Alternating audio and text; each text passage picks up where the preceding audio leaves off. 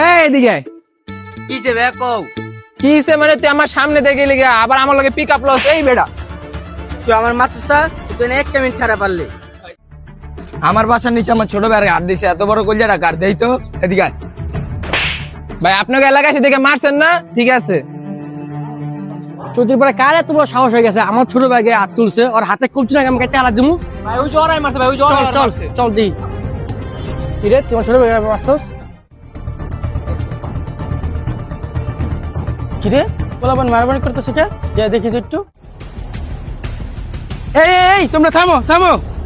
এই ভাই তোমরা মারামারি করতেছো কেন?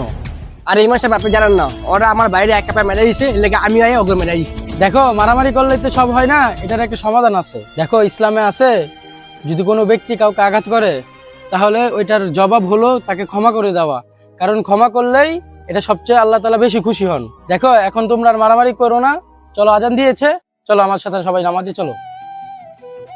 গাইস, আজকের এই ভিডিওটা এতটুকুই। যদি ভিডিওটি ভালো লেগে থাকে তাহলে আমাদের চ্যানেলে লাইক, কমেন্ট, শেয়ার করে পাশে থাকবেন। ধন্যবাদ সবাইকে।